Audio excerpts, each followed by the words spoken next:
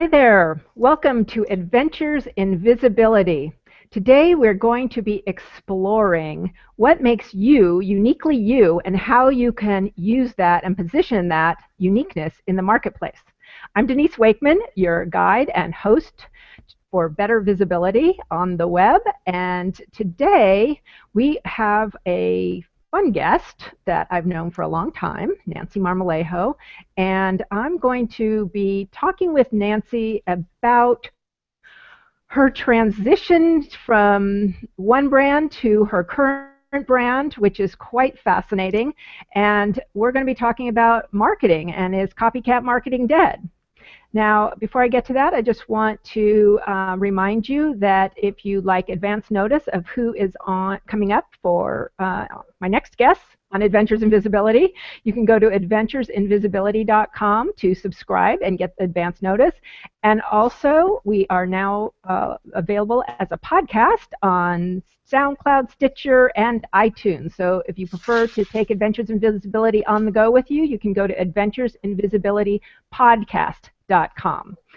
So to really capitalize on the visibility that you are creating on the web, you need to stand out from the crowd. And that is the specialty and the genius of my guest, Nancy Marmolejo. Nancy, I'm going to tell you a little bit about her first. Nancy's been in business since 2003. She's won numerous awards in business innovation and achievement, been featured in 5 books, has over 100 media credits to her name, and maintains a great reputation in her industry, and I can attest to that. All work and no play is not a part of her genius plan, so when she's not working, you can find Nancy living the genius life with her amazing daughter and very large orange cat. And Nancy, I have to say that when I read that in your bio about your large orange cat, it kind of made me teary because my large orange cat just went off on his next adventure 2 weeks ago. And so it's kind of like, oh, I have a very soft spot for large orange cats. So, anyway, welcome. Oh, thank you, Denise. I'm really excited to be here and just very grateful for the friendship that we've had for, I think, about 10 years now that we've known each other professionally, and have always been such a great admirer of you and all that you do. And vice versa. And it's been a while since we connected, so I'm really glad, that this came together. So, because I really admire what you're doing. And that kind of brings me to the first question, which, I was thinking about it this morning as I was prepping, and I was thinking, you've made several big brand changes in the last 10 years. And I'd like to start with that, because I think that will dovetail into this topic of where you are now and unique positioning. How do you position yourself? Because when I met you, you were Comadre Coaching, and then Viva Visibility, and now you're Talent and Genius. So Yes. why don't you tell us a little bit about how that came about? Well, what's really cool about it, and thank you for your brand, Comadre Coaching. I look at it more as a distillation of me and my branding as opposed to a change. So what's happened is obviously when you're doing something for 10 years, and for myself, I'm constantly learning, constantly examining my own growth as a professional and as a person. And when I reach a new level of truth about myself or my mission, my purpose, and I see that, gee, the way that I'm presenting myself to the world really isn't in alignment with that, I need to shift and transition. So when I first, more than a decade ago, with my Comadre Coaching brand, I was coaching wildly creative entrepreneurs and really working at using your creativity in your business, and a lot of startups, a lot of really very exciting creative entrepreneurs that I worked with. And what I discovered, it was all about how you put yourself out there, how you position yourself, how you show yourself to the world, and we were doing that through the lens of just showing up authentically and creatively. That got a lot of attention. I got a lot of media credit, and suddenly people started asking me, well, how'd you do that? And that's when I forayed into visibility, and I did Viva Visibility. So it's, visibility tips like you share, how to get out there on Facebook, how to get out there in social media, and then my message underlying that will be as authentic as you can, position yourself so that your expertise is leading the way, and that's more important than all the platforms. And then I realized, what, you're better at you and I've had this conversation before. When we look at what we do in visibility, like mine was more around positioning. You're like the master of understanding things like Google Hangout and other components. And I realized, what people were asking me for so much technical information, that wasn't really what I wanted to be known for. So there was this confusion for myself and people coming to me for help, and they thought I could help them get more followers on Twitter. And I really wanted to talk to them about, how they're presenting themselves to the world. So I went through a little bit of a brand identity crisis, swirled around in that for a while. And then the Talent and Genius brand was birthed in 2013. And it's a distillation of everything. I still hold true the creative calling and the commitment to curiosity and exploring the edge at all times, of finding innovative ways to put ourselves out there, positioning from your expertise, but most importantly, authentically and honestly, and just putting yourself out there in a way that's so truthfully you. And that I see as a huge magnet. And I hear the cries of people in the marketplace. They're asking for more of this. They want to just strip down all the razzle-dazzle, hocus-pocus stuff that just doesn't fly anymore. So that's the kind of the nutshell of the evolution of this. And it's kind of cool that you've known me for this whole time, and you can kind of see like there's a certain common thread that never changes, but little things on the outside might be, transforming. Right. It's as much about what you call and what many people call positioning. It's just changing the language, reframing that a little bit. And I can totally relate to what you're talking about, because I've been going through that, transition for the last 2 years too, when I realized that what I was doing was great, but I had like this little veneer in front of me. It was too, I don't know, formal in a way. And I went on a trip to Peru and just was like, I don't know, I just saw the light or something.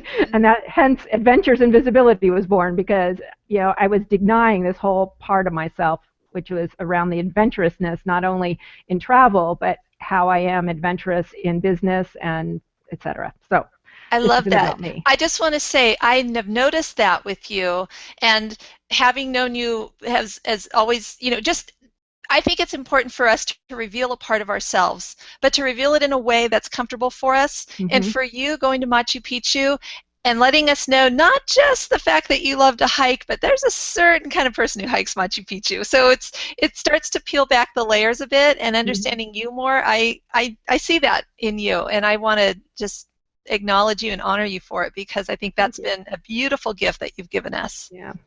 And myself when I saw it, absolutely. So, okay, then you are an embodiment of what you're working on with your clients, and there's this, you talk about the intersection of talent and genius. So how do you put that together for people? What is that look like? How does somebody position themselves in that way to tap into those two parts? It's super cool, and it's easy, and anybody can do it. It just takes a little bit of just a little introspection. So I truly believe that each of us has a unique calling, a unique way of presenting ourselves to the world. I can walk into a room full of people who are all experts in the same thing. They can all be Twitter experts, they could all be QuickBook experts, they could all be marketing experts. But by looking at their unique intersection of talent and genius, I can show you that no two are alike. And each one is going to attract their perfect clients. Each one has endless opportunities for wealth building, for revenue, for business growth. And when we stand in that place, there's a confidence and a knowing in ourselves that's beyond it's beyond logic. It's beyond anything. It's huge. So here's a quick exercise that people can do. The talent part is everything that you've learned in life through education, work experience, life-defining experiences. There are people out there who help folks who are dealing with cancer, and because they might have gone through it personally or through a loved one. Whatever your education is, your background, your work experience, even if it was just a random odd job, like Steve Jobs took calligraphy at Reed College, and that influenced him later on to make fonts a big deal at Apple. That's part of the talent. It's all of this external stuff that gets fed into us, and then it intersects with what I call our genius, which are our innate strengths. Whether a person's naturally analytical, has a natural sense of humor, intuitive, empathic, funny, that makes us who we are. And you take that life path of talent and you cross it with those life gifts of genius, and it's very, very unique because it's not just what you do, it's who you are when you're doing it, it's how you show up when you're doing it, and that resonates with the marketplace. It leaves what I call the emotional imprint. And the emotional imprint is what's going to get people to want to follow you, to be your fan, to buy from you, to read your blog, to watch your podcast, to hang out with you on Google, all that good stuff. Yeah, exactly. So you talk about, or you have in your process, or that you discuss, which I've read about, is the 4 essential questions. Is that how people get in touch with this exercise? Yes. These pieces? So there are 4 essential questions that you can ask yourself. And the first question that you ask yourself is, what am I great at? So that's really looking at, what's that talent? Okay. Who is it meant for? So that's looking at your ideal clients. Why is it important? And that's looking at, it could be important because you personally feel called to do it, or why is it important? Because the timing is right and it's a great opportunity. And then lastly, why you? So why you and not the next person?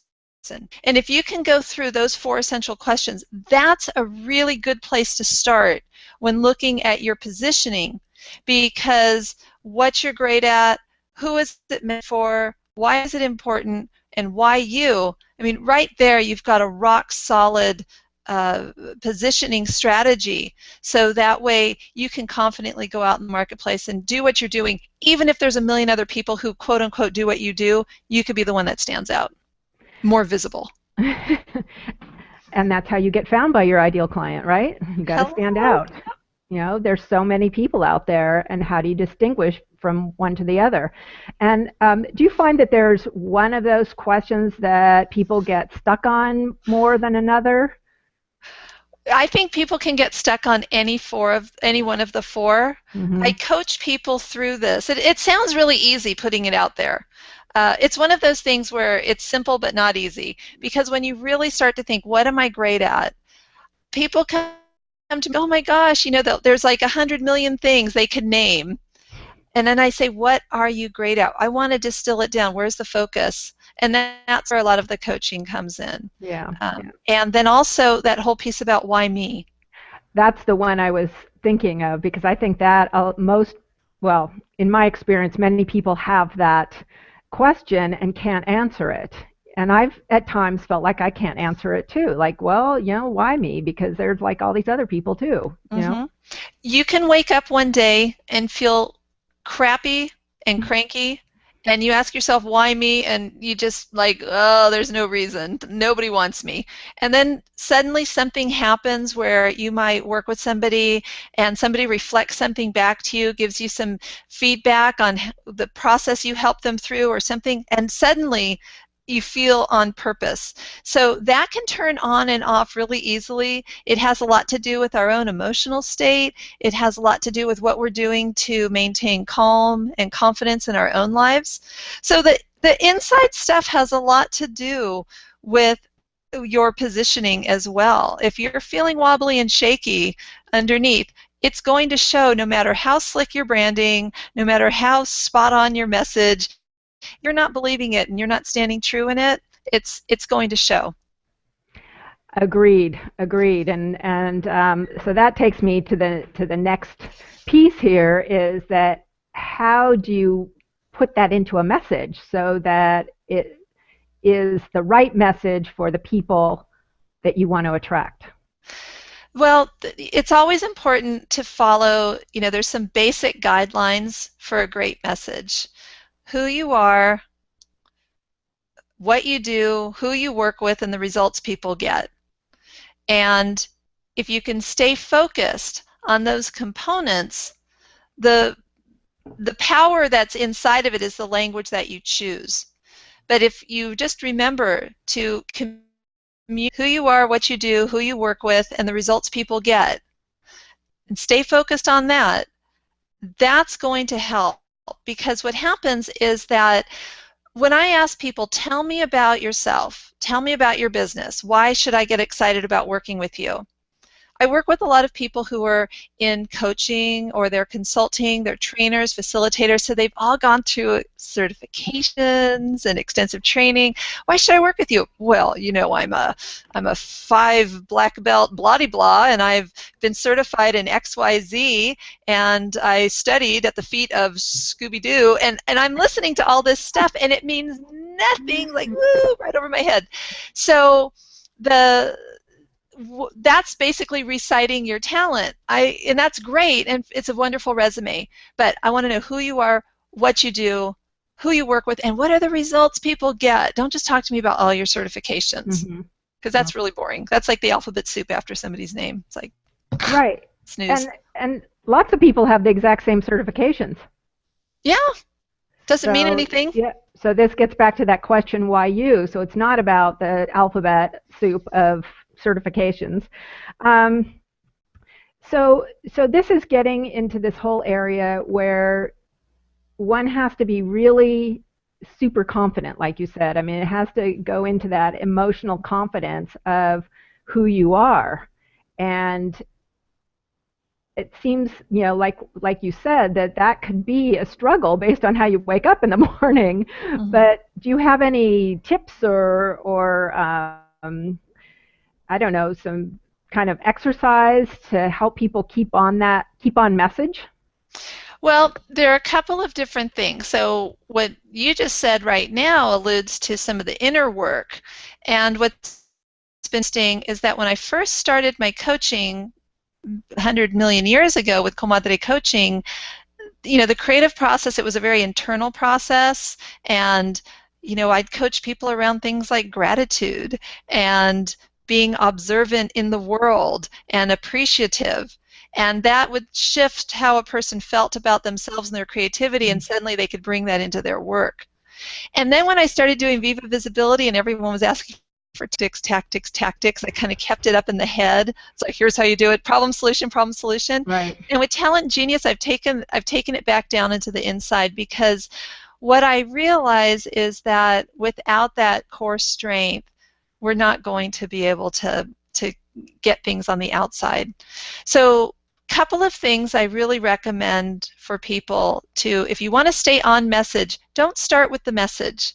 Start with you. It's so much better to invest a little bit of time, and I'm not talking months, I'm talking you could meditate on this for half an hour and say, okay, great, I'm over it, I'm ready for the next step. Just reflect on what's important to you. What are the core values in your life? What is it that you really stand for? So if you can reflect on your values, that's one, and clearly identify those and stand up for those. So you know what, I believe creativity is important, and I'm going to tell that to the world. And for me, that's true.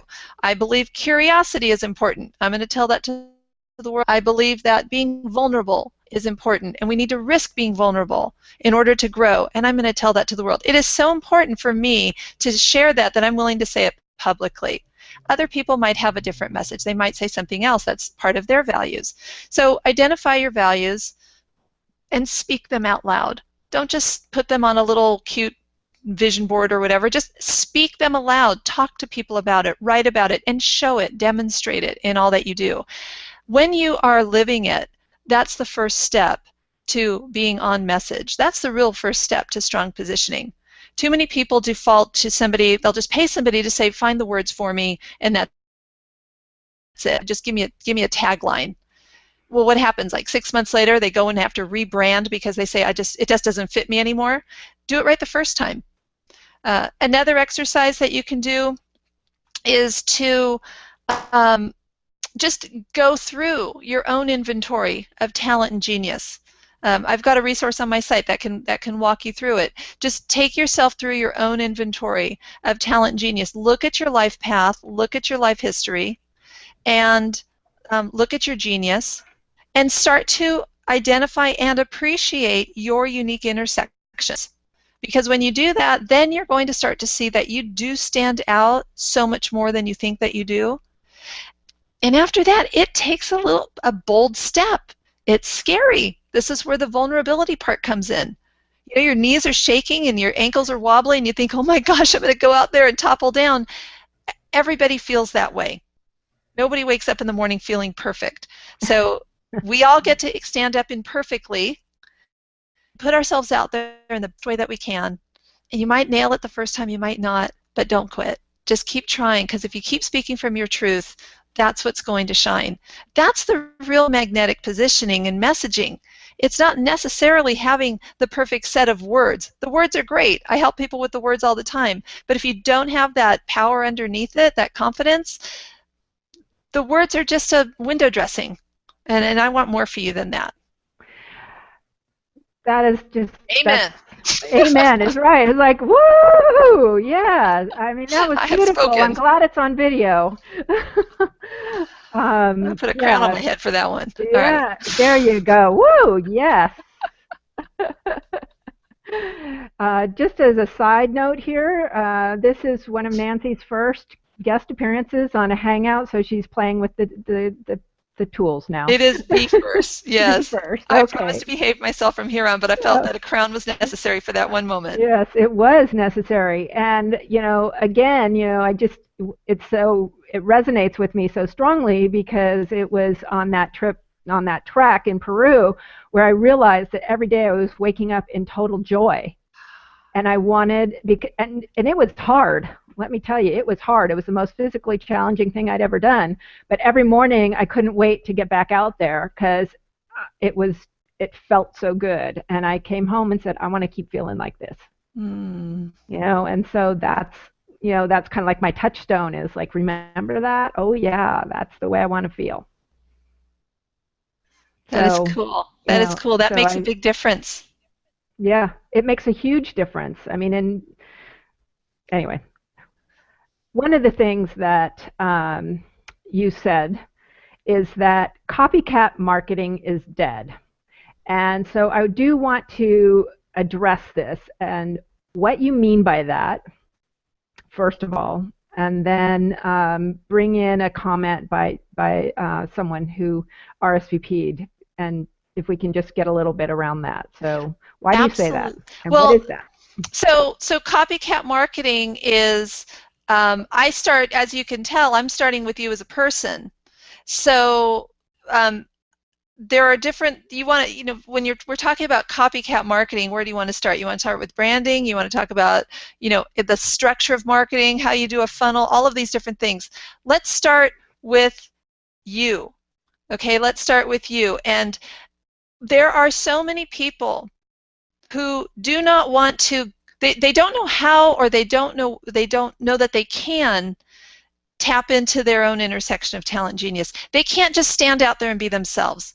They have to stand out there and be someone else. They have to, their back glamour, whatever they're being a persona, and they're just not being themselves. That's where I start when I'm talking about copycat marketing.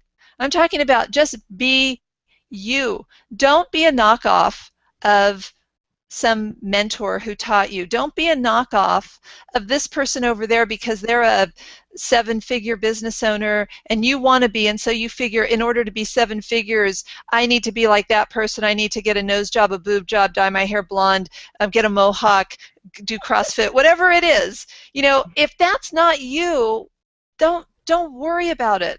But what I see is there are so many people who think that if they copy the exterior of a successful person, that they will somehow generate whatever it is that's fueling that person on the interior. So when I'm talking copycat marketing, I want to start first of all from that physical, literal, exterior copying where you're afraid to be yourself. And I'm saying be yourself and don't be afraid to be yourself. Right. And I do see Ed's comment. Yeah, Ed up this comment, and this is why I wanted to, I love that phrase. I'm not sure copycat marketing is dead. Okay, maybe a tad warped, but not dead. Why reinvent the wheel? I'd rather build on others' successes than try and invent something from the ground up. And I think this is an important point to bring up because it's not about necessarily modeling the tactics, it's modeling what you bring to the tactics. At least that's how I'm interpreting it. Right. But then I think also we are in a day and age where, with the advent of smartphones, I mean, smartphones and screen time has increased a bazillion% in the last 10 years. And you can quote me on those numbers, bazillion. Okay. I did my research. And what's interesting is that the understands marketing now, understands the patterns of persuasion, understands, oh, I see what you're doing here. Oh, I see what you're doing there. I know what you're going to do next. The wizard's curtain has been pulled back. And so the other part of copycat marketing is dead is that we are now charged with innovation. How do we still connect? How do we still gain loyal customers and followers? How do we continue to build our businesses and make more money and increase revenue and increase visibility? Knowing that everyone is sort of getting, everyone is getting tired of the same old, same old. So this is a time to be a guinea pig. This is a time to be a thought leader and a risk taker and try something. Like, Denise, this is a no opt-in hangout. Right. A couple of years ago, you would have gotten your wrist slapped hard for this. Yes, those marketing gurus would not have been happy about that. And they've found ways to make them opt-in. I just choose not to make this show opt-in. But it's working for you. And so you're showing people by being the risk taker that if that opt-in doesn't feel right for you or you want to try something different, you're doing it. So this show right now is an example of non-copycat marketing, of an original form of marketing, of a trust-building form of marketing, which I think is the way to go. Yeah. And, this is where, one of my core values comes in, which is experimentation. And, with that comes adventure, that, you've got to try it, because if you don't know, right? If you don't go, you don't know. If you don't try, you don't buy, whatever. No, but it's about doing experiments. If it doesn't work, that's okay. Yeah. And you move on and try the next thing. It doesn't mean that you should eliminate, some tried and true things too in your marketing. And I was on a hangout last week about that, and really got on my soapbox about some things that people really shouldn't, let go in their marketing. But it is a fine line, because it can be scary, because the launch format works or whatever. But does it really anymore? That's the question, because like you said, people are very savvy now. Yeah. And then also, tweaks and course corrections doesn't mean throw everything out and start it from scratch. Some people love to do that and they find it really exhilarating. I have no problem with just, moving things, change it by 10 degrees every single time. Subtle shifts and subtle changes, so that way you're not risking the farm. It just depends on each individual and their tolerance for risk and you're an adventurer. So of course you're going to want to hey, let's give it a try, and that exhilarates you. Somebody else, they'll have a nervous breakdown doing what you're doing, but we need people like you. The person who would have a nervous breakdown doing this might be innovating in another way, and we can learn from that person. So if we all just take a little bit of risk, see what happens, share our findings, I think that's a really great way to grow. Right. And instead of how would guru A or B do it, say, how would I really like to do it? What would be the thing that really excites me, without looking at, oh, this is the way it's always been done. Exactly. So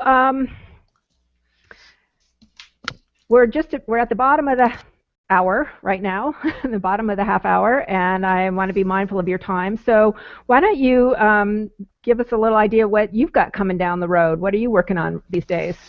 Well, I've been working with people just very intensively, helping them reach the core of their talent and genius, and been doing some intensive mentoring.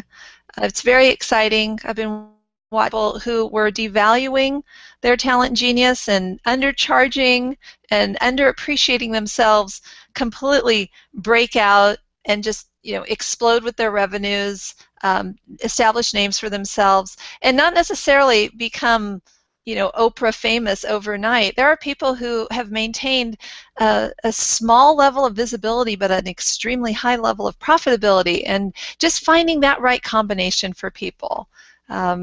So that has been something very exciting. I can, I don't know if I can give my website or or Yeah, my yeah, yeah, website's on please. under my Yeah. name. I mean, if people want to go to my website, talentgenius.com, you can get a free training that's called Get Paid to Be You, and that will help you go through the intersection of talent and genius. And if you want to connect directly with me, you can actually go to a link that's called talkwithnancy.com. And that's if you want to find out more and you want to come straight over and have a conversation and see about how this works for you. So talentgenius.com is my main website. Talk with Nancy, that's a nice little place where you can just give me some more information about yourself, and then if it looks like we'd make a good, we'd be a good match, I will get in touch with you and we'll set up time to chat. Excellent. Excellent. So my final question, what was your most memorable adventure? It can be life, business, travel, whatever. I just love to know what your adventure is that has stayed with you. I have so many adventures, and my favorite adventures are always the ones that come off spontaneous. Like you're driving down the highway, and the highway's closed, and you take a detour, and the detour just took you on the most magical, mystical tour of your life. I am drinking out of my Hawaii mug that I got last year on a trip to Hawaii, and my daughter went with me to a business retreat on the Big Island a year ago. I took her out of school for a week, put her on independent study, okayed it with the principal and the teacher, everything was cool, and she went with me to Hawaii, and while I was in meetings, she had some things that she got to do, and then we had a day together with some other families, and we went on this great adventure in this, I don't even know what you call them, if it's like a Range Rover or whatever it is, but it was like this military type vehicle where you're like open and it's super, it goes on tough terrain, and we're like bouncing around on this thing and on this crazy road, and then we took this hike down through this jungle, and we landed at this place where there was this beautiful, beautiful waterfall with a pool, a natural pool, and we swam in this pool, and it was surrounded by volcanic rocks, and there was this big rock next to this pool that was like a table-shaped rock, and the person who was guiding us in this area had told us that this particular rock wasn't even from that area, it was brought in, and it turned out that this site was a site where women used to go to give birth, and Wow. it was amazing. And as we were swimming in this little pool surrounded by these volcanic rocks, and it's like you could just hear the voices of the people who'd been there, generations and generations ago, thousands of years ago. It was beautiful, and to share it with my daughter was really fun. The fact that she got a week out of school was really awesome. So I have this mug that I got that says Hawaii, and I drink my tea out of it every day because it reminds me of that trip, and it really influenced my daughter as well. Now she just loves all things Hawaii, and there were so many. Just that to me was such a beautiful surprise and such a gorgeous, gorgeous place. So of my many adventures, that's one that I'll share. You're gonna have to Okay. invite me back on your show because I have a whole bunch more. Okay. Okay. Well, thank you. That sounds like a beautiful adventure, actually. I was imagining it, visualizing it the whole time as you were talking about it. So it's very descriptive. Thank you. So we are at the end of the show, and I want to remind you that if you would like to get advance notice of who's coming up on Adventures in Visibility, you can go to adventuresinvisibility.com to sign up for the advance notice list. And Nancy, I want to thank you for being with us here today. It was just beautiful, that piece in there. I mean, everything was, but also that piece. I'm gonna like cut it out or something and share that, because that was just amazing. And I really appreciate you spending your time with me today. So thank you. Oh, Denise, thank you so much. Thank you for jumping me into Google Hangouts because I was resistant for a long time, but now I have all these fun little, things that I learned how to do, and I appreciate you teaching me. Well, you're not a Google virgin anymore, so there you go. Scandal. Uh-oh, uh-oh. Okay, thank you everyone for being with us today, and I wish you an adventurous day.